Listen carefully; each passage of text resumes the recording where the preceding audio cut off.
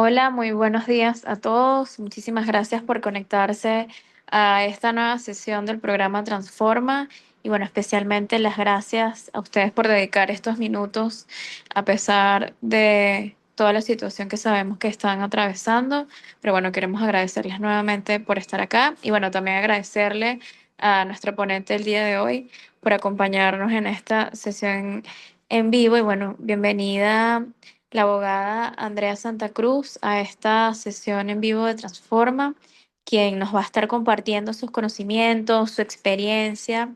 Y bueno, Andrea es una abogada egresada de la Universidad Metropolitana, abogada summa cum laude, tiene un magíster en gerencia tributaria, es especialista en ciencias penales y criminológicas de la Universidad Central de Venezuela y es un verdadero honor que nos pueda acompañar hoy para abordar esta sesión sobre justicia nacional. Muchísimas gracias, Andrea, por aceptar esta invitación.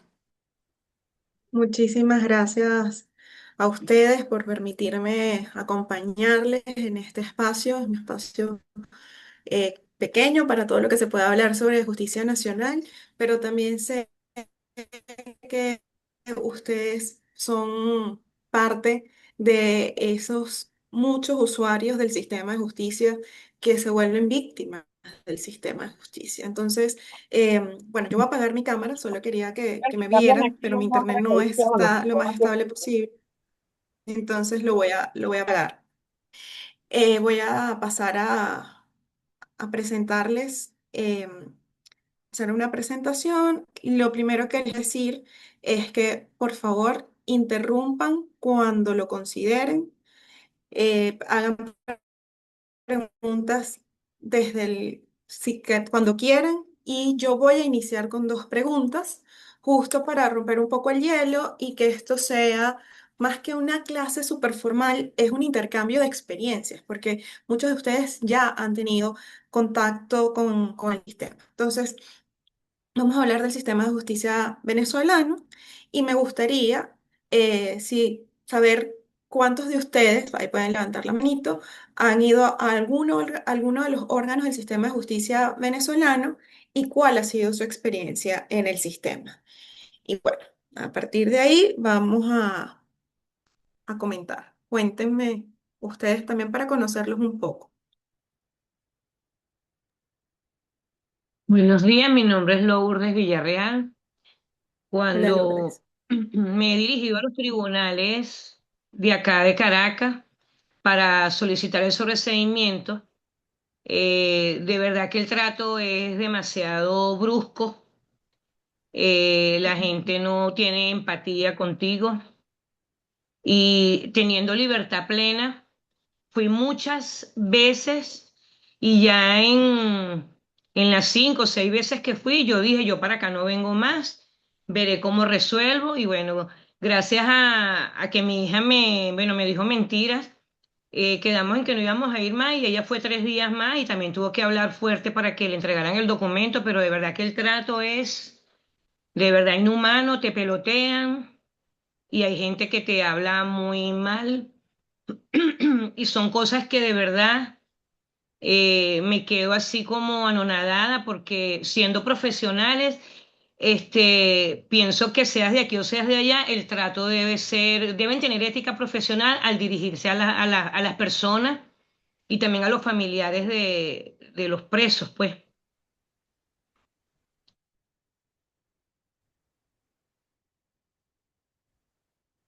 Ah, gracias, Lourdes, por abrir y contarnos esta durísima realidad, como la... Si quieres, abre tu micrófono porque no te estamos escuchando. No. Andrea, te dejamos de escuchar. Creo que soy yo. ¿Me oyes Ahora ahora o sí. no? Y Naomi tenía la mano levantada. Sí. Ajá. Le, Hola, le estaba dando el sí, derecho de palabra a Naomi, de hecho. sí, Gracias. buenos días. Justamente iba a comentar que en el Tribunal Supremo de Justicia em, a mí me pasó muchas veces que ya luego de mi excarcelación tuve que ir en múltiples oportunidades. La verdad es que ni siquiera me dediqué como a contarlas al tribunal. Y hay un detalle y es que siendo abogada, igual el trato fue, o sea, fue un maltrato. O sea, no había respeto ni siquiera al carácter como abogada, ¿no? Igual te imposibilitaban entregarte el expediente, te imposibilitaban la oportunidad, es más, ni siquiera de poder verlo, de sacarles copia, de juramentar a un abogado privado. Y esto en algunos puntos fue como solventándose, o en otros simplemente te hacían esperar y pasabas 3, 4 horas esperando. De hecho, la última vez, que fue el día que me entregaron el sobreseimiento, salí del tribunal a eso de las 6 de la tarde, estando allí desde las 3 de la tarde, porque a veces iba en las tardes por el hecho de que había menos gente en el tribunal y era como mucho más, en teoría, pudiese ser un poco más llevadero, eh, pero te hacen esperar mucho, no te atienden, o si te atienden, lo que te dicen es un día una cosa, otro día otra cosa, incluso eso, pues en este caso, pues si hay casos muy chimbos o muy particulares, no siendo abogado es como más indignante porque ni siquiera te respetan como profesional. Gracias, Naomi. Kennedy, adelante. Saludos a todos. Bueno, creo que realmente la experiencia propia, mi tiempo de detención es una de las muestras, porque ese día ejerciendo mi profesión como abogado, acercándome a un comando, fui detenido, pues sencillamente por preguntar por un detenido. Igualmente, después de que salgo en libertad, cuando me toca presentarme ante el tribunal, estoy haciendo las gestiones también para aplicar a la ley de amnistía, para mi sobreseimiento. Me encuentro con compañeros que estuvieron conmigo en la cárcel, allí también en el Tribunal de Caracas, en el Palacio de Justicia. Como nos encontramos después de tanto tiempo, nos tomamos una foto todos juntos en el pasillo del tribunal con unos y se acerca un funcionario a decirme que le entregue el teléfono porque tengo que borrar las fotos y obligándome a borrar las fotos que me tomé con los compañeros. Ujú. Igualmente, en la afuera del palacio tampoco permitía que me esté tomando fotos con mis compañeros. O sea, no estoy tomándole fotos al palacio, no estoy tomándole fotos a nada delicado. Simplemente una foto donde está encuadrada solamente mis compañeros. Y el funcionario de forma autoritaria y prepotente tenía que borrar la foto, sí o sí. Aunque le mostraba la foto diciéndole que no hay nada peligroso. La cosa se puso un poquito más tranquila cuando Ujú. a mí me toca pasar de una vez, entonces, como una hora después me toca pasar a mi tribunal propiamente a buscar mi copia del acta de sobrecimiento y Ujú. allí el funcionario que está llevando mi caso me comenta, me comentó el alguacil del tribunal de al lado que estás tomando fotos. Por favor, muéstrame el teléfono. Ujú. Y para no buscar problemas por situación parecida fue que mi detención. Entonces le comento, sí, yo tengo una foto, o sea, si es por eso que te paso aquí la amonestación a mi persona, pero te puedo mostrar la foto y la foto no es nada delicado. En lo que el funcionario ve la foto, me dice, no pasa, no, tranquilo, no pasa nada, déjala allí, no la borres. Solamente estoy cumpliendo con lo que el otro compañero me comentó, para evitar problemas. Ok, gracias, Kennedy. Edward, adelante. Hola, muy buenos días para todas y todos. Abrazos, Andrea. Bueno, Igual. fíjense. Gracias. En cuanto a lo previo a lo ocurrido cuando acompañaba a otros presos políticos, pues el trato, considero, el trato era un poco más flexible porque permitían por lo menos el ingreso a tribunales, permitían el acompañamiento a la defensa ante el fiscal, permitían a un acompañante junto con el privado, con el acusado en ese momento, y había como que ciertas orientaciones pero bueno, por supuesto, hace muchos años, ¿no? Luego Ujú. con lo que pude vivir también con los sindicalistas, pues fue un caso totalmente distinto, pero se agudizó más cuando me correspondió a mí pasar por este proceso, ¿no? Yo diría que el sistema de justicia, la fase preparatoria, que es la fase de acusación, evidentemente no existe, jamás ha existido, y se violó todo lo que es la fase de iniciación, de investigación y de acusación. Cuando nos hicieron la presentación, la fase intermedia, la de control, ante el juez de control, en mi caso se hizo a través, y en la mayoría de los casos, a través de una telemática, pero en el caso particular, no había mala conexión, fue a través de un dispositivo celular, había muy mala conexión, no se escuchaba y por supuesto no pude conocer realmente qué es lo que estaba diciendo el juez ni el fiscal. Y por supuesto la exposición de la defensa pública, que fue obligatoria por tomar, designada, Ujú. no fue tampoco de perfectamente audible. Entonces, bueno, en cuanto a eso, con los casos anteriores, pues puede también vivir que no se ejecutaron los juicios orales y públicos, fueron juicios cerrados, totalmente cerrados, con intimidación por parte de los efectivos, eh, por lo menos en la fase de impugnar las resultas de la decisión del tribunal, vemos como también existe muchísima dilatación. Entonces yo creo que el sistema de justicia, más allá de que las leyes están pautadas y las fases están realmente bien definidas, Ujú. el criterio interno por parte de las personas que elaboran dentro del sistema de justicia está muy aislado de lo que es de lo que está escrito, de lo que es la norma, y por supuesto está totalmente condicionado a lo que, como ellos llaman, una orden superior o una llamada telefónica. Cambio. Gracias, Ever. Bueno, entonces, como les dije, yo no les voy a hablar de ninguna novedad. Para ustedes, en su experiencia, conocen lo que yo denomino el monstruo del sistema de justicia penal. Y esto no es una denominación, no solo porque en el caso de Venezuela se desarrolla en unos términos contrarios al Estado de Derecho, sino porque genuinamente, cuando hablamos de en los estados en general, el derecho penal es el brazo más violento que tiene el Estado. Es ese punto en el que el Estado hace uso de la fuerza para limitar acciones que se supone son las más graves lesiones o puestas en peligro de los bienes jurídicos más importantes de una sociedad.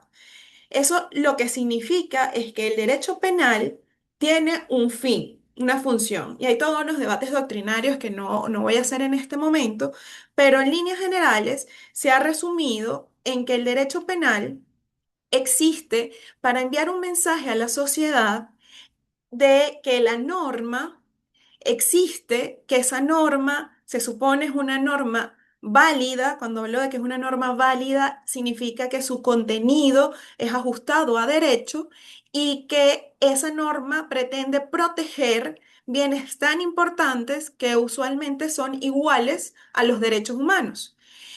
Es decir, el derecho penal pretende proteger la vida de las personas, su integridad personal, sus bienes a través del derecho a la propiedad. También protege la integridad del Estado, evita que ocurran daños a las personas graves. Entonces, al final es ese mensaje de no puedes ir en contra de la norma, porque ir en contra de la norma es ir en contra de estos derechos tan importantes, e ir en contra de estos derechos tan importantes no es permitido en este Estado de Derecho. Y por eso mandamos este mensaje positivo del valor que tiene, sobre todo los bienes que protege el derecho penal, y además decimos, si lo haces, si vas en contra de esa norma, debe haber un acto de intimidación que no es otra cosa que decirte, bueno, si lo haces, vas a ir preso. Y tú, digamos, la consecuencia, lo que llamamos la consecuencia jurídica, sé que hay abogados, perdón si suena como muy superficial lo que estoy diciendo, pero estoy tratando de que todos estemos en la misma página.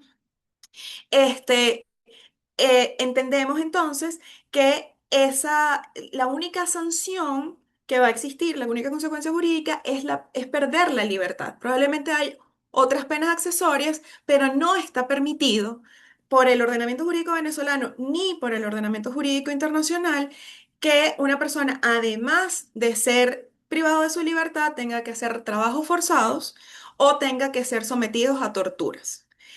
Eso, todo lo que es esclavitud y torturas, la prohibición expresa son derechos absolutos. Eso no puede ocurrir en ningún momento, ni está justificado bajo ninguna circunstancia. El sistema de justicia penal, entonces, es el que vela porque efectivamente esa intimidación se logre para enviar el mensaje, porque lo que debemos garantizar desde el sistema es justicia y evitar, evidentemente, impunidad. El sistema está constituido por un conjunto de órganos que se engranan y que en el ideal esos órganos van a funcionar para garantizar justicia. Ustedes hablaron en su mayoría de el poder judicial. Y ciertamente es uno de los elementos y sin lugar a duda uno de los más importantes, pero no el único elemento del sistema de justicia. Tenemos el Tribunal Supremo de Justicia y los demás tribunales de la República, por supuesto el Ministerio Público, que es el gran director de la acción penal, se supone que es en cabeza del Ministerio Público en donde está el determinar si estamos frente a un hecho punible, pero en esa etapa, que es la etapa de investigación, el Ministerio Público actúa como parte de buena fe. Y eso es un reclamo que se le hace constantemente al Ministerio Público, porque no está actuando como parte de buena fe. El Ministerio Público en las fases de investigación, normalmente lo que hemos visto es que no es que tiene una hipótesis, es que tiene una orden de qué hacer con respecto especialmente a personas que son percibidas como opositoras o que son opositoras, y entonces esto se desarrolla en el marco de la política que identificó la misión de determinación de hechos, que es silenciar, prácticamente desaparecer a los opositores o percibidos como opositores. Adelante, señora Elvira y señor José Gregorio.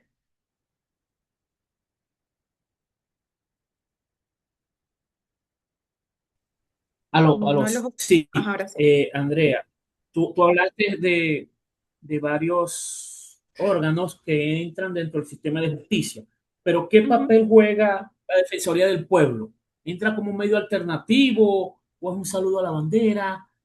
¿Entra dentro de este sistema de justicia venezolano o es algo que va colateralmente, que no tiene mayor peso a la hora de la toma de decisiones?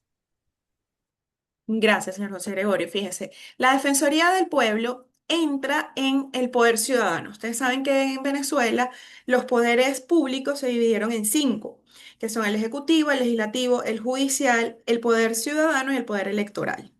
Dentro del poder ciudadano hay órganos del sistema de justicia y órganos que no son del sistema de justicia. Por ejemplo, el Ministerio Público forma parte del poder ciudadano, pero la Defensoría del Pueblo es un ente autónomo que no es parte del sistema de justicia, sino que es el que vela porque ese sistema funcione. No debería ser un saludo a la bandera. En el deber ser, y de acuerdo a como está contemplado en el ordenamiento jurídico, es el gran garante de el cumplimiento de las obligaciones del Estado en materia de derechos humanos. Él es el supervisor del Estado. Él es el que, bueno, cuando digo él, estoy hablando, estoy hablando mal, es ella, la Defensoría, debería ser ese espacio que acompañe a las víctimas cuando las víctimas sienten que el sistema no está funcionando. Fíjense que las intervenciones que inicialmente hicieron todos hablan de un sistema de justicia, especialmente un poder judicial, que no está actuando conforme a los valores y principios que el mismo Código Orgánico Procesal Penal establece. El tema del maltrato, el Poder Judicial no tiene por qué maltratar, el Poder Judicial tiene que ser garante del acceso a la justicia.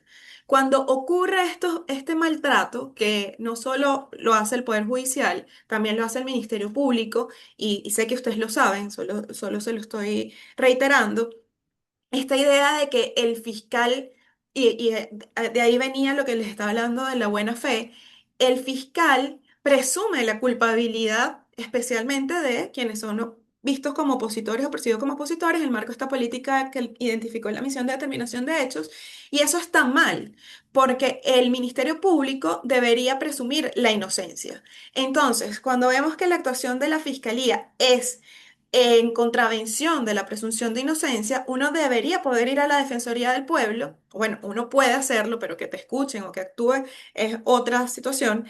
Uno va a la Defensoría del Pueblo y hace la denuncia de que aquí está ocurriendo una violación de derechos humanos.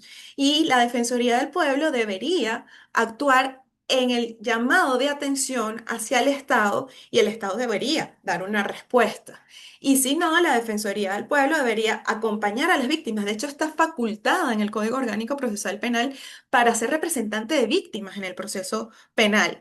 Y allí sí se constituye como parte del proceso, porque los abogados que podemos ejercer la representación de las víctimas o que podemos ser los abogados defensores, somos parte del sistema de justicia. Entonces, en ese punto es que podría ser parte del sistema de justicia, pero en definitiva es el órgano que se encarga de eso, de estar atento a cuál es la situación del Estado y debería presionar al Estado. En lo personal, me ha llamado la atención que la nueva defensora del pueblo ha dicho que ella quiere servir de puente con las instituciones del Estado. Y ese no es el rol genuino de la Defensoría del Pueblo. La Defensoría del Pueblo no sirve de puente. La Defensoría del Pueblo sirve para señalarle al Estado cuando está violando derechos humanos, no para tratar de poner en contacto como si fuera un árbitro a dos partes en conflicto. La Defensoría es parte del conflicto. Vi una mano levantada, creo que era Luis. No sé si quieres hacer algún comentario o pregunta.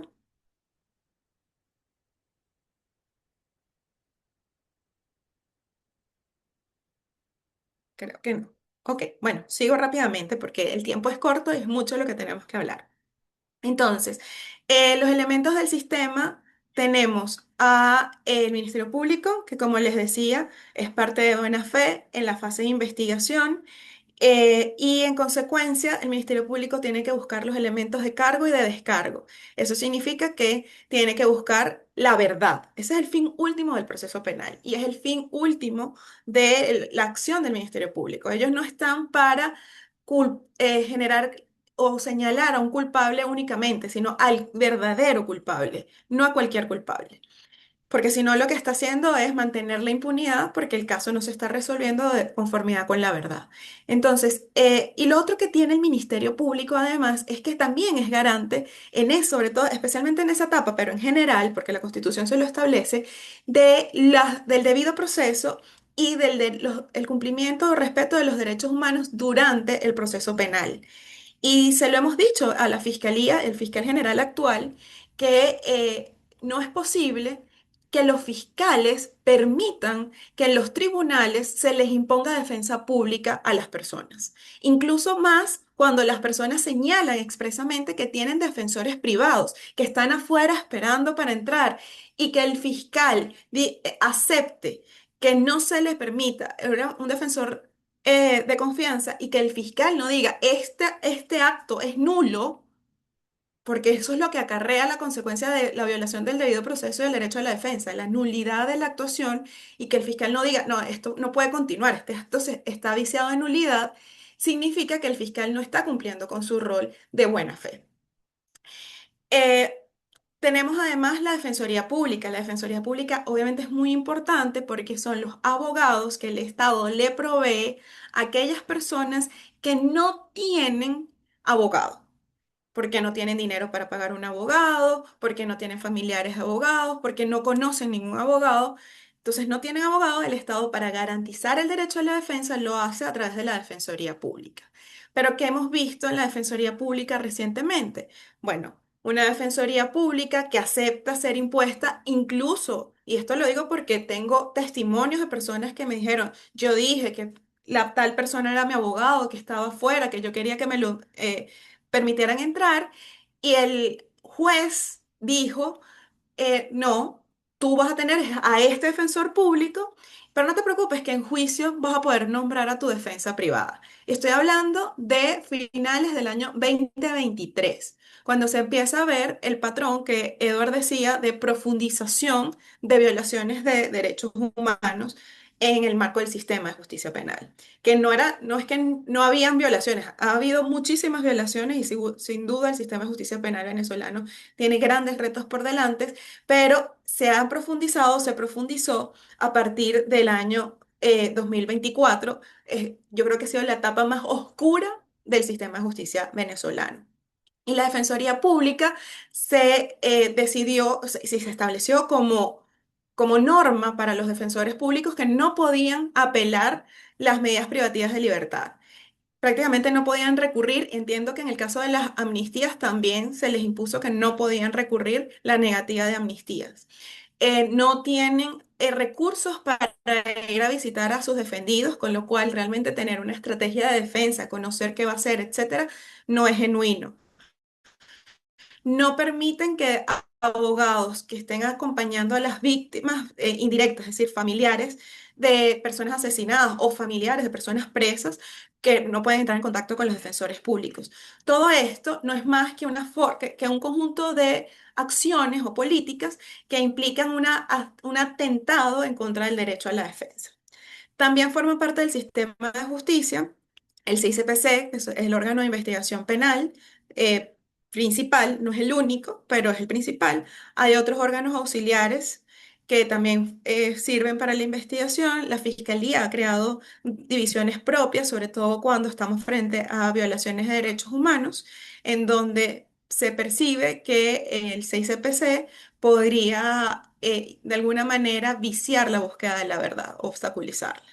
Entonces se utilizan los mecanismos desarrollados por la Fiscalía.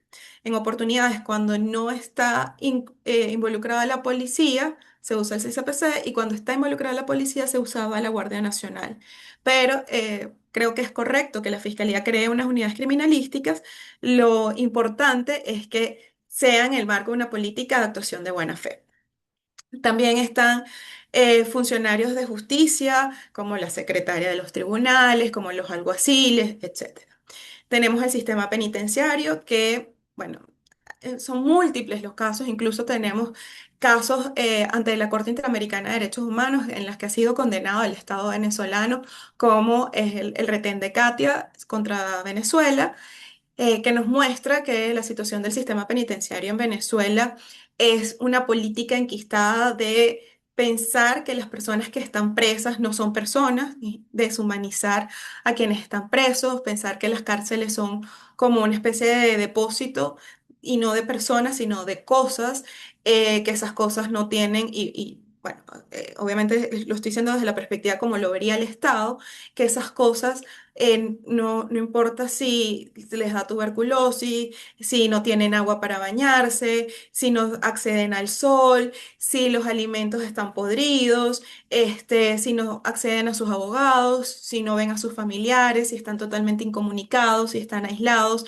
si son torturados. Todas estas cosas que acabo de nombrar son cosas que el Estado ha decidido que eso es posible, que eso está bien, y es todo lo contrario. El sistema penitenciario incluso por la misma Constitución debería reinsertar socialmente a las personas a la sociedad y no es lo que hace. No procura que las personas, y en estos días yo lo comentaba sobre el caso de los policías metropolitanos, que estas personas pasaron más de 20 años y salen por fin a la calle, por fin hay un acto de justicia hacia estas personas que fueron injustamente condenadas. Y lo digo porque en los juicios no habían pruebas en contra de estas personas para condenarlos. Y aún así fueron condenados, evidentemente, por razones políticas. Eh, y cuando por fin son liberados, estas son personas que no han trabajado y obtenido un sueldo durante todo ese tiempo. ¿Con qué dinero se mantienen fuera de un país, además que no es el que ellos conocieron? ¿Quién le explica a estas personas el cambio de la moneda? ¿Quién le explica que ahora se puede usar dólares? ¿Quién le explica el diferencial cambiario?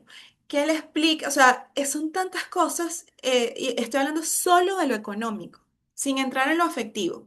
que también va a tener un impacto.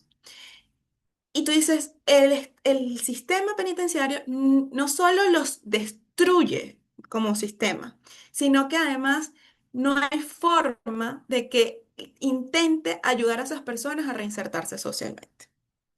Los medios alternativos de justicia, sobre todo en materia de presos políticos, no existe para el sistema en general. Ciudadanos que participan en la administración de justicia, bueno, eso se cerró después de la reforma del año 2012 y no se reincorporó en la reforma del 2021, que era la forma de mayor participación ciudadana era a través cuando se creó el Código Orgánico Procesal Penal, era a través de jurados. Esto no fue factible. Yo creo que en buena medida por responsabilidad del Estado se establecieron los escabinos y luego en el año 2012 en una reforma hecha a través de una ley habilitante la hizo directamente Hugo Chávez. Esa reforma implicó la eliminación de los escabinos, alegando que esto retrasaba el proceso. La realidad es que, bueno, no había seguridad para los escabinos y tenían que participar en procesos muy complejos como casos de narcotráfico sin ningún tipo de seguridad. Obviamente la gente no quería participar, pero es atribuible al Estado y consecuentemente el Estado ha debido buscar cómo garantizar la seguridad de las personas y mantener la figura del escabinato. Pero más allá de eso, tenemos que los juicios deben ser públicos y hemos normalizado que no sean públicos. Y esto lo comento en algo muy simple. Cuando yo era estudiante, yo me gradué en el año 2008 en la universidad y yo iba como estudiante al Palacio de Justicia y decía, no, yo vengo a ver un juicio y te dejaban pasar, o sea, te anotaban en tu cédula, tú pasabas y pasabas por las salas del lado este o el lado oeste, que en cada piso hay una sala de juicio y te metías a ver juicios. Incluso ya siendo abogada, yo entraba a las salas porque, bueno, teníamos que esperar a que empezara una audiencia y nos metíamos a las salas a ver juicios. Porque además eso tiene dos finalidades para un abogado. Obviamente, ser parte de poder ver qué es lo que está pasando en ese juicio y ser garante de que lo que está pasando en ese juicio está conforme a derecho, pero también te permite aprender, ves cómo se argumenta, ves cómo actúan los jueces, cómo actúa la secretaria, el secretario, etcétera. Eso hoy en día es imposible, imposible. Yo me acuerdo en el año 2014 de haber sido, soy profesora desde el año 2011 en la Metropolitana y quería llevar a mis estudiantes para que vieran juicios y no me dejaron pasar con los estudiantes. Yo les decía, pero los juicios son públicos. No, si no hay autorización de presidencia para que pase un grupo de estudiantes, no pueden pasar. Y eso lo que nos demostraba era cómo evolucionaba el proceso para cerrarse y dejar de ser realmente un proceso público que garantizara a los ciudadanos ser partícipes del proceso de administración de justicia. Y por último, los abogados somos parte del sistema y somos, como decía Naomi, profundamente maltratados. Los defensores privados, pues a nosotros no se nos espera para iniciar una audiencia, mientras que a la fiscalía sí. A nosotros nos responsabilizan si la audiencia no empezó y pretenden incluso generar daños hacia nuestros representados. Les dicen que es mejor tener abogados públicos que tener abogados privados. Han estigmatizado a organizaciones de derechos humanos que prestan el apoyo. Se lo dicen directamente sobre el foro penal, pero también lo dicen en general sobre cualquier organización que quiera acompañar a personas privadas de libertad. Le dicen, no, te conviene más no tener abogados privados. Y eso lo que demuestra es el quiebre del sistema. El sistema funciona para, como les decía, hacer frente a un proceso. El proceso tiene tres fases básicas, que son la investigación, la fase preliminar, el juicio, y si la persona es condenada, se abre la fase de ejecución. Cada una de esas fases tiene diversas incidencias y obviamente por el tiempo no podemos profundizar sobre cada una de ellas, pero si hablamos de un proceso ordinario en donde no hay privados de libertad, la investigación dura 6 meses en este momento después de la reforma y si estás privado de libertad dura 45 días. Ya te voy a dar la palabra, Naomi. Déjame terminar rapidito estas ideas del proceso y ya te doy la palabra.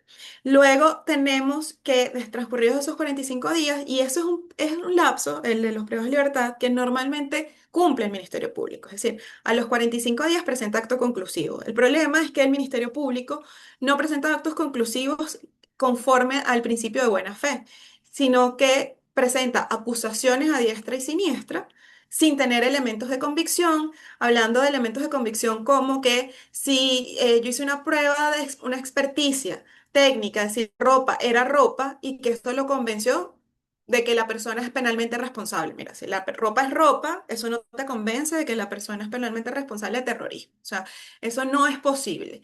Y no hay un análisis genuino de cómo es que todas las diligencias que se realizaron durante la investigación convencieron al Ministerio Público de que la persona es penalmente responsable. Y eso se empeora en los casos políticos en los que hasta el 2023 podíamos tener acceso al expediente. Después de eso fue muy difícil, el 2024 y 2025.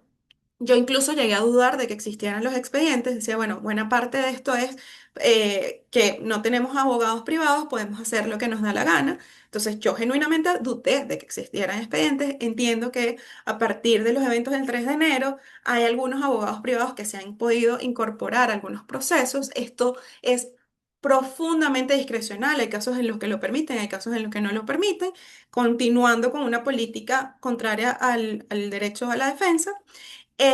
Y en esos casos vemos que sí existe un expediente, pero que el expediente genuinamente no tiene elementos de convicción en contra de esta persona, mucho menos para delitos tan graves como terrorismo, financiamiento del terrorismo, asociación para delinquir, que terminaron siendo estos tres comodines que usó el Ministerio Público para mantener a muchas personas privadas de libertad, especialmente después de las elecciones del 2024. Naomi, cuéntame, para seguir con... Andrea, iba a comentarte lo siguiente, a ver cómo lo ves tú, ¿no? Y es que no solamente para los privados de libertad, sino incluso para la familia es muy frustrante porque hay algunos casos que sí les permiten el cambio de abogado y empiezan o sea, tienen un abogado privado y este abogado en muchos casos suelen extorsionar, porque para mí no existe otra palabra que pueda definir lo que hacen, o hurtar de alguna u otra manera a estos familiares, ¿no? Cobran unas cantidades excesivas por actuación. Y realmente estos casos no llegan a ningún punto. O sea, conozco muchos casos de compañeras que se mantienen privadas, que en juicio no llegaron a nada, bueno, no tanto en juicio, en preliminar no llegaron a nada, y que están como en esa diatriba entre si contratar a otro abogado privado a ver si obtienen otros resultados o tener un defensor público, ¿no? Claro. Entonces, yo creo que incluso como gremio, este tipo de abogados, en especial en el área penal, suelen revictimizar de alguna u otra manera también a los privados de libertad, sean políticos o no. Entonces, eso, ¿cómo lo ves? ¿Qué consejo le darías a las personas que están privadas de libertad y que presentan estas particularidades con sus abogados? Sí. Bueno, a ver, en todas las áreas, especialmente las áreas del derecho, hay personas buenas y personas malas, ¿no? Y hay buenos profesionales y malos profesionales. Sobre el tema de los defensores privados que actúan contrario a la ética, lo primero que yo creería es importante es poder presentar los casos ante el colegio de abogados. Porque estas personas tienen que tener una consecuencia y que no puedan seguir ejerciendo o, no, o por lo menos sepan que se llevó esto frente a sus pares y haya cuando menos la vergüenza de que estés en el proceso ante el colegio de abogados. Eso creo que es muy importante. Lo segundo en el pasado, yo sí les recomendaba a las personas que si no tenían recursos, fuesen con defensores públicos, porque la defensa pública tenía las dificultades de, tenían demasiados casos y eso hace que para el defensor sea difícil atender con precisión cada caso. Pero había muchísimos defensores públicos de carrera que tenían nivel jurídico, o sea, que tenían capacidad para realizar sus labores y eran muy buenos profesionales. Ahorita se conservan algunos dentro de la Defensoría Pública, pero limitados por instrucciones del Defensor Público General. Entonces, eso hace que para los presos políticos sea más difícil, pero para cualquier preso, el defensor público no está haciendo realmente una defensa. Entonces, yo allí les diría, mira, si no tienes recursos, pues sí, usa el defensor público, pero si puedes contactar alguna organización de derechos humanos que te pueda por lo menos brindar orientación en el proceso para que tú también puedas impulsar, como empujar al defensor público, eso puede ser bueno.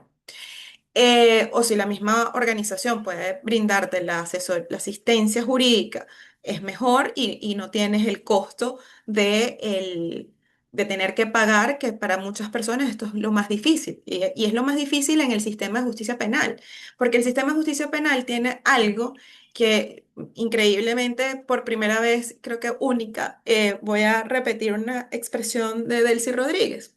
Y es que ella decía recientemente que los más pobres son los más afectados en el sistema de justicia. Y esto no es que acaban de descubrir la agua tibia y esto no es que acaba de pasar desde el 3 de enero para acá, lo cual es lo que podemos criticar a ese comentario, pero es una realidad. Es una realidad que el sistema de justicia penal venezolano es selectivo.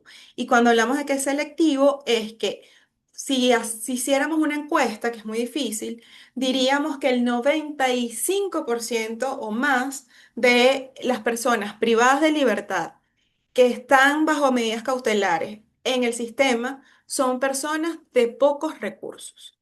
Y lo más dramático es que el sistema, que es muy corrupto, incluso extorsiona a esas personas que no tienen nada. No importa, ellos igual tratan de presionarlos para obtener lo poquito que puedan obtener de esas personas. La mayoría o sea, perdón, la minoría es personas que sí puedan tener capacidad económica. ¿Por qué es la minoría? Porque tienen capacidad para pagar abogados, que esos abogados sobre todo puedan ejercer recursos rápidos, estén atentos al caso, estén encima del caso y hacen que sea mucho más probable que esas personas tengan claridad sobre los medios alternativos de prosecución del proceso, que tengan más claro cuál es la estrategia jurídica que pueden seguir. Entonces, esas personas salen mucho más rápido del sistema que una persona con pocos recursos. Y si hablamos de una persona con pocos recursos y sin familia, que también pasa, esas personas están condenadas a quedarse dentro del sistema y es dramático. Entonces, bueno, nada, creo que eso es lo que les recomendaría sobre el tema de los abogados. Para cerrar el proceso, rapidísimo, la fase preliminar solo se abre cuando hay acusación, porque vamos a una audiencia preliminar. Lamentablemente, el Poder Judicial no es realmente independiente ni imparcial, eso ustedes lo saben, pero en general, no solo para los temas de presos políticos, la realidad es que los tribunales de control, una vez que reciben una acusación, no van a analizar si esa acusación está bien hecha o mal hecha. La realidad es que ellos avalan la acusación y mandan el proceso a juicio y dicen, bueno, es que ya está acusado, el tribunal de juicio es el que determinará si es culpable o no. La verdad, el deber ser, es que el juez de control debe revisar, es como el gran profesor que revisa la acusación y si está mal hecha, sobresee la causa. Y para las víctimas, que son partes del proceso, si la acusación está mal hecha, por eso tenemos la oportunidad, como representantes de víctimas, de presentar una acusación particular propia. Y el juez tiene que ver las dos, revisar las dos, y puede ser que la acusación fiscal esté mal y la acusación de la víctima esté bien, y entonces tiene que pasar a juicio con la acusación de la víctima. Pero la realidad es que lo que diga la fiscalía es lo que el tribunal de control asume como lo que debe hacer. Entonces no es realmente independiente ni imparcial y eso ha viciado notoriamente el proceso. El juicio normalmente había más oportunidad de que el juez escuchara, pero eso se perdió para todas las posibilidades de presos políticos, y los juicios están absolutamente viciados y sabemos que una vez que llegas a juicio vas a una condena. Y por supuesto vas a pasar a la fase de ejecución. Todo esto se da en el marco de lo que llamamos una emergencia humanitaria compleja, y ese quiebre del sistema de justicia no es más que una muestra de que estamos en una emergencia. Y esa emergencia no ha cesado porque el sistema de justicia venezolano, el sistema de justicia penal especialmente, está destruido.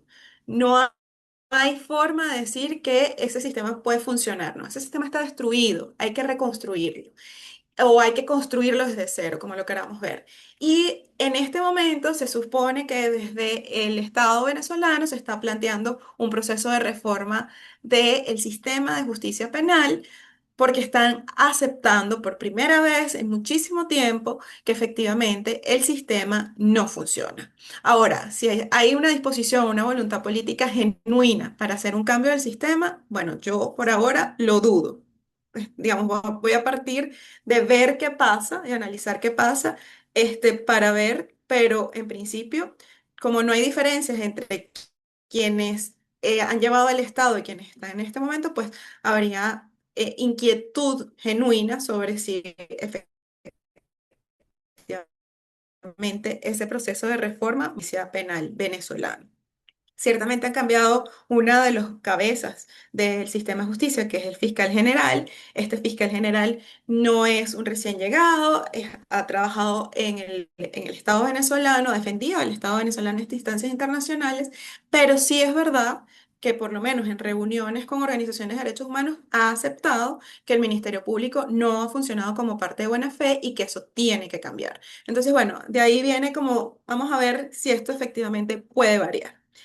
Voy a hablar en los próximos 5 minutos, porque como empezamos 10 minutos tarde, me voy a agarrar esos 10 minutos también, pero en los próximos 5 minutos voy a hacer un paneo rápido de los tribunales de Caracas, porque lamentablemente, especialmente en los temas políticos, como desde el 2024 para acá, todos se les imputaron terrorismo, los tribunales estaban en Caracas.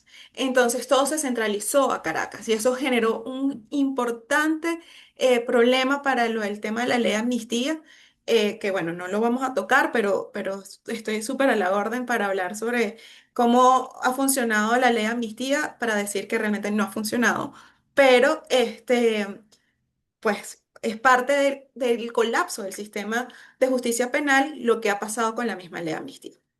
Entonces, Caracas. En Caracas tenemos 52 tribunales de control, 30 de juicio y 10 salas de apelaciones. En los tribunales de control de estos mismos 52, a 4 se le designaron tener la competencia especial de terrorismo. Y si mal no recuerdo, en juicio también. En este momento, la información de pasillo es que se está desmontando de manera fáctica la jurisdicción especial de terrorismo. Esta jurisdicción debió haberse creado con unos tribunales especiales propios, no haber delegado la competencia, sino crear unos tribunales propios. Esos tribunales digamos, surgen a partir de una resolución de la Sala Plena del Tribunal Supremo de Justicia en el año 2012, pero que terminó siendo publicada realmente el 17 de enero del año 2013. Y se supone que lo que se centran es en procesar casos relacionados con la ley orgánica contra la delincuencia organizada y el financiamiento del terrorismo. Pero ¿qué ha caracterizado a estos tribunales? Estos tribunales son la máxima expresión del sistema de justicia venezolano utilizado como herramienta de persecución política. Ese uso del sistema de justicia venezolano como herramienta de persecución política es una afirmación que hizo la misión de determinación de los hechos, que de manera más suave, pero también ha aceptado la Oficina del Alto Comisionado para Derechos Humanos, y que también de alguna manera se puede derivar del análisis que hizo la Fiscalía de la Corte Penal Internacional para decir que ellos debían mantener la investigación de crímenes de lesa humanidad en cabeza de la Fiscalía de la Corte, y que no debía hacerse la investigación en Venezuela porque el sistema de justicia venezolano no quería ni podía garantizar una justicia genuina con la misma óptica que lo estaría haciendo la Fiscalía de la Corte Penal Internacional. Y bueno, como les decía de la situación actual, se supone que se está desmontando progresivamente con unas medidas que son absolutamente arbitrarias, que no se están entendiendo y que además son absolutamente opacas. No se le informa al país, hemos tomado esta decisión, se va a realizar en estos términos, es igual que en los traslados del día de ayer del helicoide. Y bueno, aquí disgrego un poquito, pero se supone que hace 2 días Marcos Rubio dijo que el helicoide está cerrado. Entonces, la realidad es que no, y las organizaciones de derechos humanos inmediatamente dijeron, hay por lo menos 25 presos políticos en el helicoide.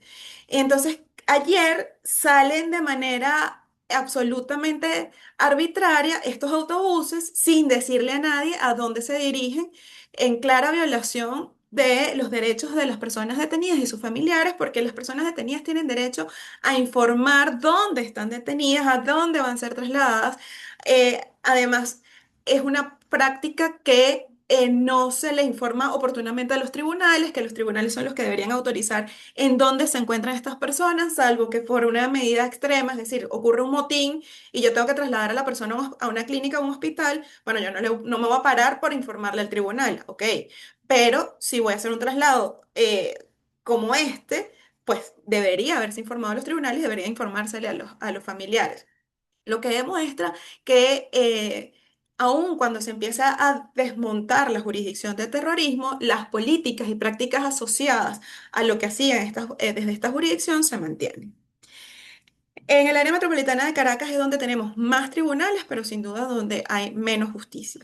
Y a mí me llamaba la atención que tuve un juicio en el estado Lara, que las personas que solo trabajan en las regiones creen que si elevan el caso hasta Caracas van a obtener un poco más de justicia. Yo decía, wow, si Caracas es la esperanza de la gente de las regiones, ¿qué quedará para los de Caracas que sabemos que aquí no hay nada de justicia? Entonces, en definitiva, el Poder Judicial venezolano no tiene ninguna independencia, no hay transparencia, no hay acceso a la justicia y no hay una genuina gestión judicial. Y con el acceso a la justicia, yo quiero destacar temas que parecen muy básicos, pero que no lo son. Todas las personas tienen derecho a entrar al Palacio de Justicia.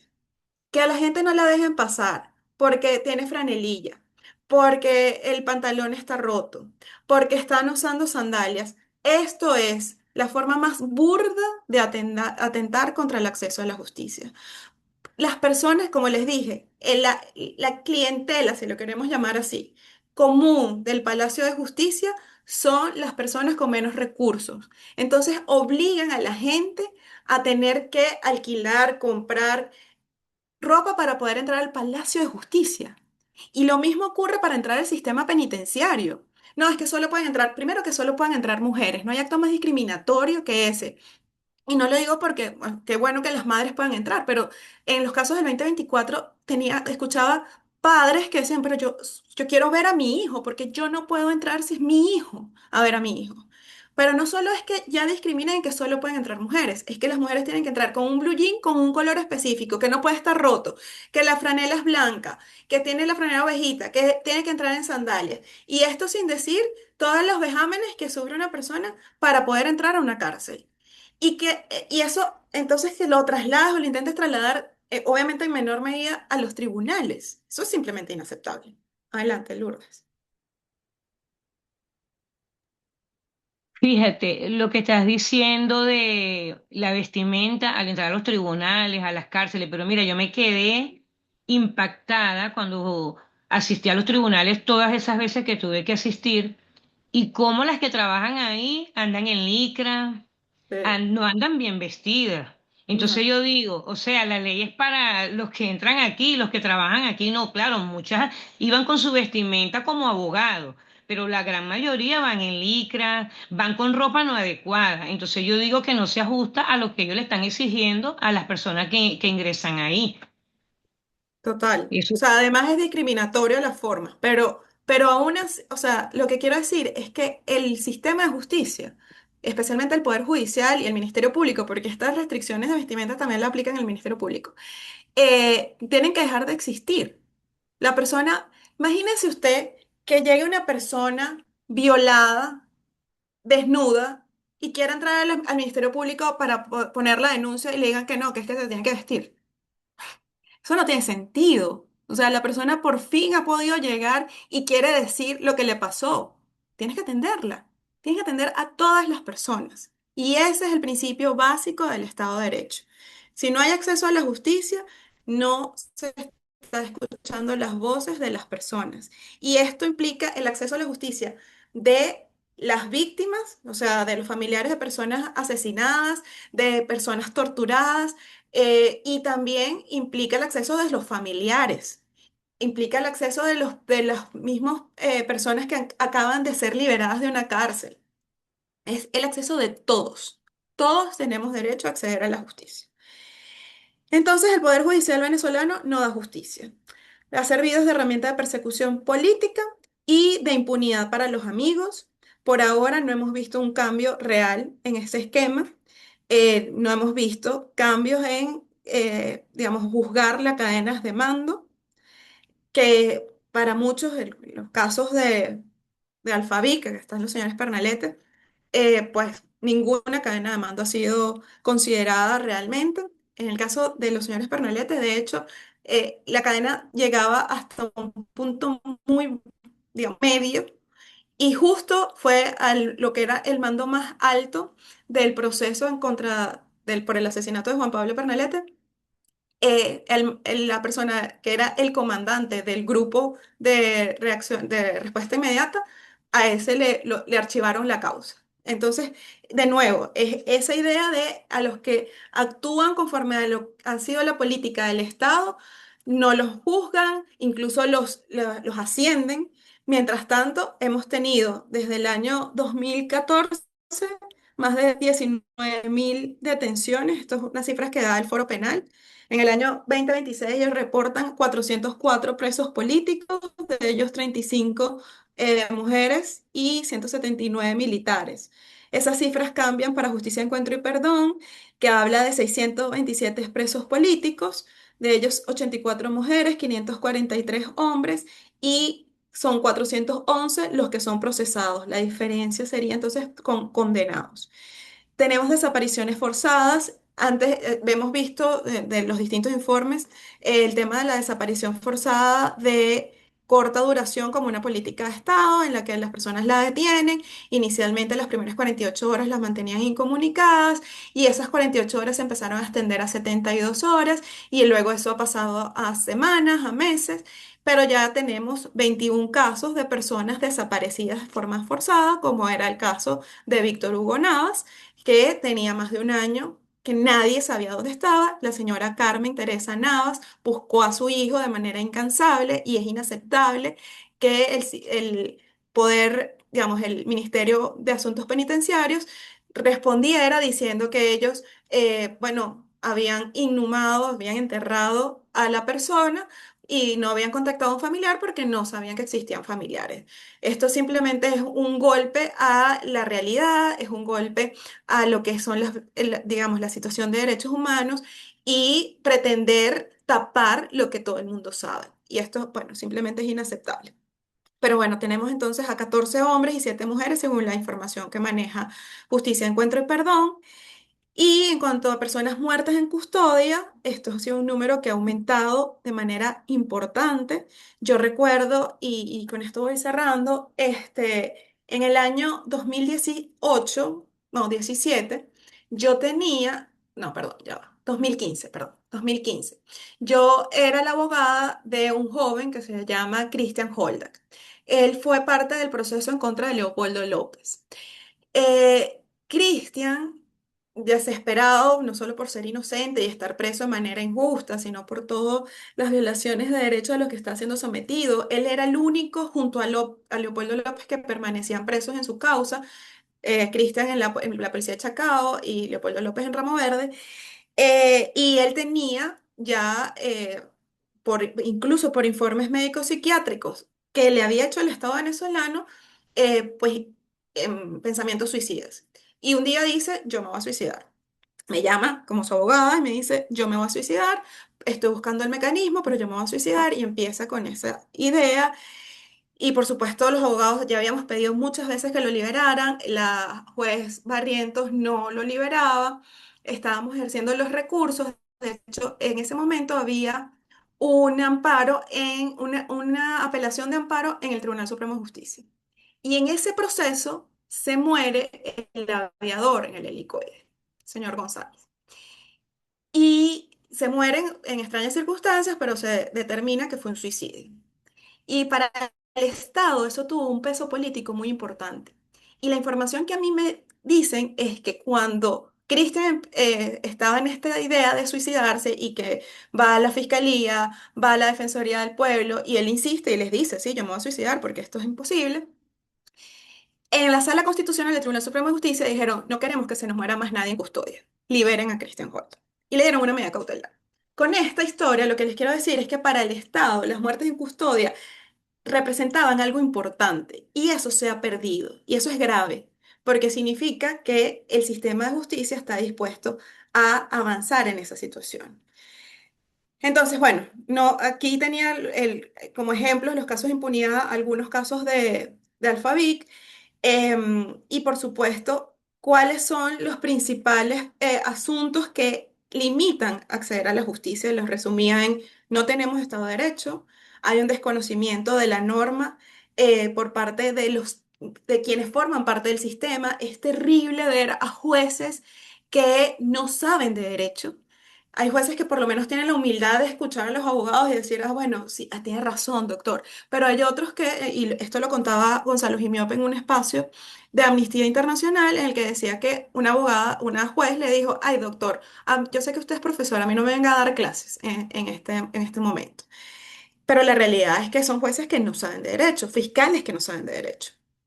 La política de arbitrariedad es reiterada, normalizaron el maltrato a las víctimas cuando en el caso de la fiscalía es inaceptable, porque la fiscalía incluso debería representar a las víctimas cuando las víctimas no tienen posibilidades de abogados, la fiscalía los representa, con lo cual debería ser el aliado de la víctima. Y es inaceptable que un fiscal, bueno, pero es que imagínense que la directora anterior de la fiscalía en la gestión de Tarek William Saab, en una oportunidad que está el señor Pernalete, cuando los señores Pernalete le decían, ¿cómo es posible que van a reiniciar toda la investigación, va a volver a hacer todas las diligencias desde cero, que había sido una decisión del fiscal de la causa, el fiscal 62? La directora de Derechos Humanos le dijo, bueno, pero ¿quién los entiende a ustedes? Si hacemos porque hacemos y si no hacemos porque no hacemos. Y yo en ese momento le dije, o sea, esto no tiene sentido. Usted es la directora de Derechos Humanos. Usted no está aquí para maltratarlos, sino para escucharlos. Y no importa cuántas veces ellos le pidan justicia, usted escucha. Y no es la actitud correcta. Y es que no hay formación en materia de derechos humanos, no hay formación en atención a las víctimas, no hay atención para evitar la revictimización de las personas. Y estoy hablando de cuando ellos tienen la certeza de que están frente a la víctima, pero cuando están en la orden de que tienen que tenerlo preso, porque lo tienen que tener preso y no escuchan que hay tortura y escuchando y viendo a la persona que está torturada, no piden las nulidades de las actuaciones, pues esto simplemente es parte de una arbitrariedad establecida como política, aunado a la centralización, a que Caracas sea la meca de todo, que no, para las víctimas se vuelve cuesta arriba a poder llegar, cuando se centraliza en Caracas, entonces ¿cómo llegan a Caracas? No tienen recursos, no tienen transporte. Y esto cuando estoy diciendo para llegar a Caracas, pero es que eso les pasa si viven en Amazonas, en una comunidad indígena y tienen que llegar a los tribunales de Amazonas o tienen que ir a la Fiscalía de Amazonas. Peor es cuando a esa misma señora de Amazonas la ponen a tener que venir hasta el Rodeo uno y venir hasta Caracas. Pero, y aunado a que en los tribunales regionales la crisis eléctrica los afecta. Como les decía, yo estuve en una causa en el estado de Lara, estábamos en plena audiencia preliminar, se fue la luz y nos dijeron, bueno, hay que parar la audiencia y venir mañana porque este es un corte que dura 6 horas. Y eso puede pasar a cualquier hora. En el caso, y perdón que nombre tanto a los señores Pernaleta, no solo porque están aquí, sino porque yo soy la representante de víctimas, entonces es un caso que manejo muy bien. Nos pasó tenemos a un funcionario que fue detenido y que estaba en el Tigre, y entonces ahora tienen esta práctica de no trasladar a la gente a Caracas, sino hacer todo por videollamada, en esas mismas condiciones que decía Edward, de que las llamadas no se escuchan, y que en ese momento la juez no tenía saldo, entonces se hizo con el teléfono del fiscal. Aquello, o sea, no hay una estructura en el sistema para hacerlo. Y bueno, tuvimos varios diferimientos porque en el estado Monagas se iba la luz y no había forma de hacer las llamadas.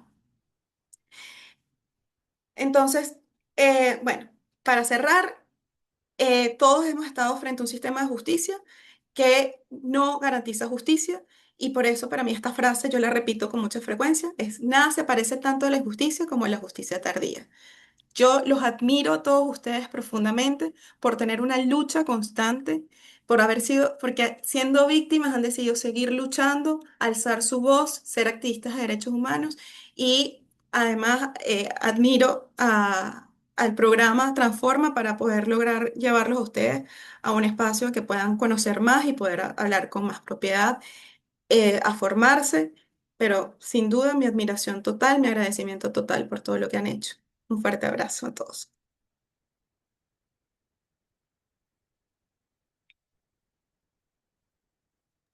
Muchísimas gracias, Andrea, por aceptar esta invitación y también por esta sesión que estoy segura que todos los participantes aprovecharon al máximo. Y bueno, si tienen alguna pregunta para Andrea antes de despedirnos. Gracias, Andrea.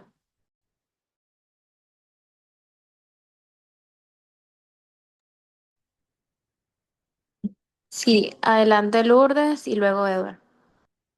Bueno, Andrea, mi pregunta es que si los que fuimos, por ejemplo, en mi caso, yo fui secuestrada y sé que fui secuestrada por la PNB.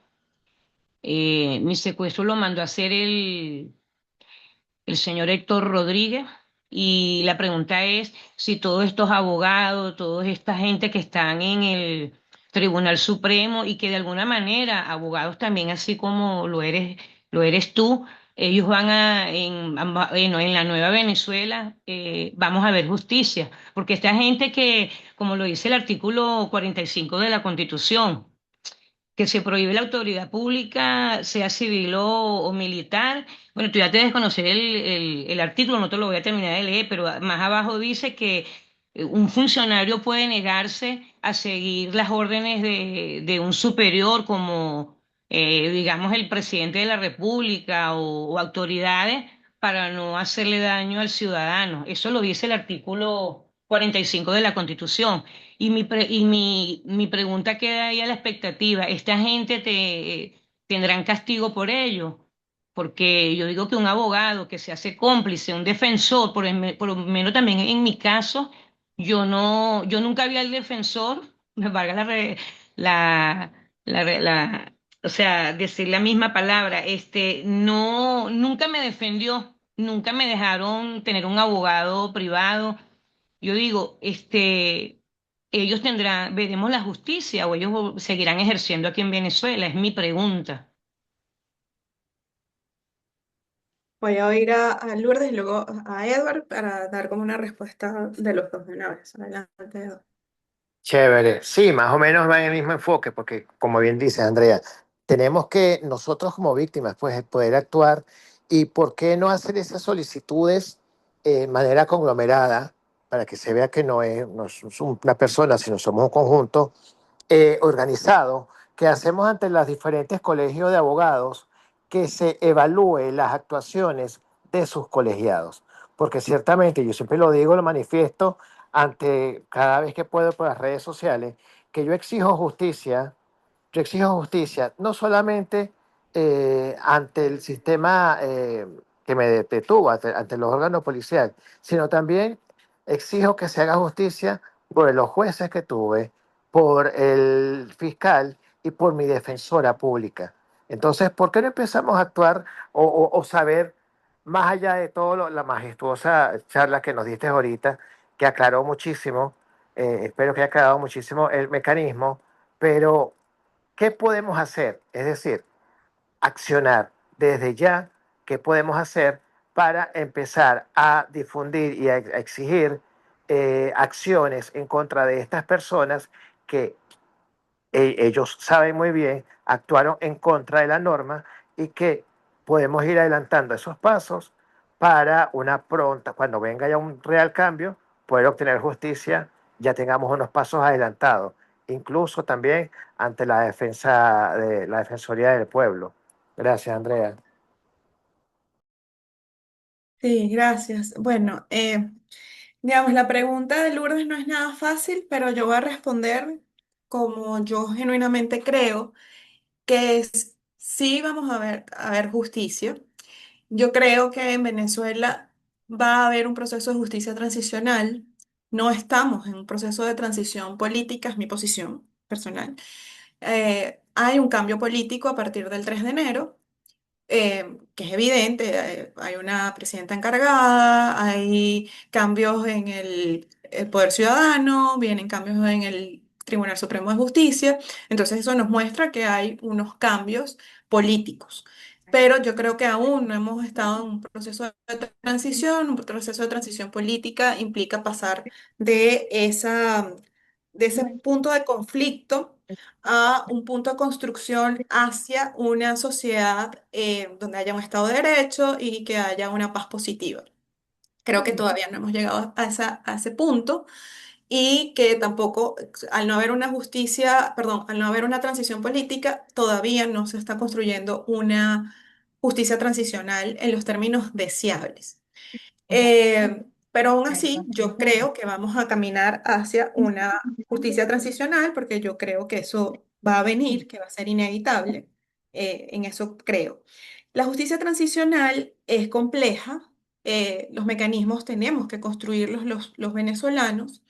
Y yo creo que uno de los puntos que podemos ir pensando es cómo las víctimas se van a agrupar, cómo las víctimas se van a dar a conocer ante los distintos mecanismos que se creen, cómo van a tener sus voces, cómo se van a representar jurídicamente.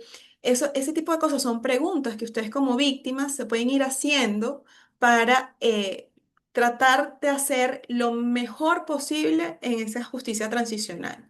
Más que ustedes, que los mecanismos funcionen lo mejor posible, entendiendo que al ser mecanismos humanos son perfectibles y lamentablemente es como, bueno, queremos que todo el mundo quede satisfecho. Es muy probable por las experiencias históricas que no todo el mundo quede satisfecho, pero sí que la mayor cantidad de víctimas sean escuchadas, atendidas, reparadas. Eso es muy importante. Y yo creo que ustedes pueden ir pensando sobre eso. Y por supuesto, que la idea de una justicia nacional, transicional, o sea, que saque a lo interno, implica que vaya más allá de los más altos responsables, porque la idea de los más altos responsables estaría especialmente en la Corte Penal Internacional, que es un proceso que va a seguir, o que está siguiendo en este momento.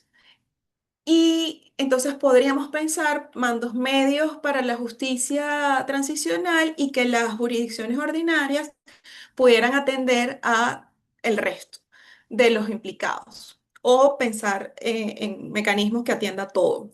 Digamos, no hay una fórmula exclusiva para eso, pero yo creo que parte de la documentación de sus casos es poder identificar a todos los responsables de las violaciones de derechos humanos que participaron en ellos.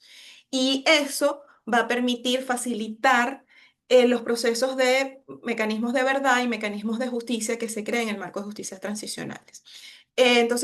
Yo diría, documenten si no lo han hecho, yo creo que ustedes sí lo han hecho, pero documenten muy bien sus casos para que eso llegue a las instancias que tengan que llegar en el momento en que sintamos que realmente podemos obtener justicia. Yo en lo personal creería que como no hemos entrado todavía en la justicia transicional, ahorita hay que agotar instancias para evaluar la posibilidad de ir a instancias internacionales, es decir, no podemos declararnos brazos caídos hasta que llegue la justicia transicional, sino tratar de utilizar los mecanismos sabiendo que hay limitaciones en el uso de los mecanismos actuales.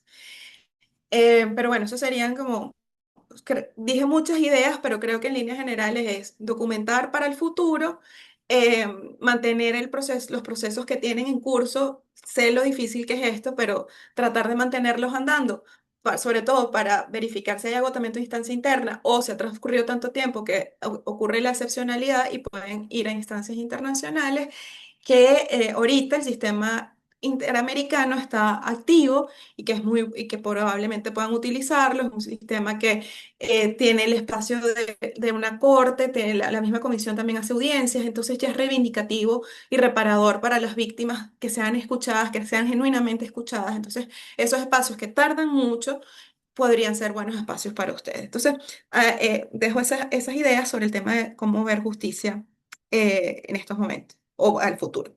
Y sobre los jueces, abogados, o sea, defensores públicos y fiscales, yo sí creo que lo que pasa es que los colegios de abogados están debilitados en bueno, porque al ser una asociación y como se ha atacado el derecho a la libertad de asociación, pues han estado muy debilitados, pero yo creo que eso puede ser una actividad que puedan desarrollarse, que ustedes pueden evaluar, valorar y ver si la pueden desarrollar. Veo varios comentarios, todos muy valiosos, en el chat. eh, el tema de los habeas corpus, eso se los dijimos al fiscal general y le dijimos, esta política tiene que cesar. Se supone que no es desde la fiscalía, obviamente es desde los tribunales, pero los fiscales tienen incidencia lamentablemente todavía sobre los tribunales. Entonces, bueno, es obvio, y bueno, él además está dirigiendo esta comisión de reforma del tribunal, del Poder Judicial, del sistema de justicia penal. Entonces, bueno, esto es una política. O sea, así como un día dijeron no se reciben los habeas corpus, pues reciban los habeas corpus. O sea, eso no tiene ningún sentido. De hecho, es gravísimo el tema de la violación vinculada al no recibir los habeas corpus. El sistema penitenciario, no solo con no recibir al CENAMED, con no enviar a las personas a los hospitales cuando las personas están enfermas. eh, de nuevo, es la deshumanización que han hecho sobre las personas y que es inaceptable. Bueno, hay todos los protocolos, el protocolo sobre temas de tortura y temas de muerte en custodia, que son los de Minnesota y Estambul, y obviamente deben seguirse. Aquí eso normalmente no se hace, pero hay que exigir que se siga.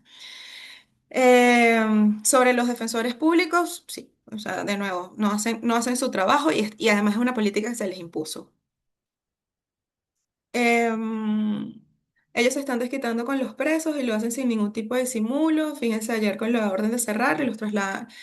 Sí, bueno, de nuevo el tema del sistema no ha variado y creo que también aquí es importante decir, el sistema de justicia penal se quebró y se construyó un sistema represivo y el sistema represivo se mantiene. El sistema represivo fue identificado por la Misión de Determinación de Hechos y ha dicho que hay mecanismos duros y mecanismos blandos. Los mecanismos duros usualmente los vimos en 2014, 2017, 2019, 2024 y 2025, que son estas detenciones masivas, torturas, etcétera. En este momento parece más selectivo, pero siguen habiendo mecanismos, lo que llaman mecanismos más suaves o selectivos, y están ocurriendo. Bueno, listo. Disculpen que me haya extendido, pero espero que para ustedes haya sido valioso. Para mí, de nuevo, un honor haberlos acompañado y yo siempre estoy a la orden, así que cualquier cosa los voy a mandar, bueno, les voy a hacer llegar la presentación para que ustedes la puedan tener y la puedan ver. Y bueno, yo siempre estoy por aquí. Un placer, muchísimas gracias. Muchísimas gracias, Andrea. Para nosotros es un honor tenerte en esta sesión y bueno, nuestro agradecimiento por aceptar esta invitación y por tu tiempo. Gracias a todos por conectarse. Nos vemos en una próxima sesión.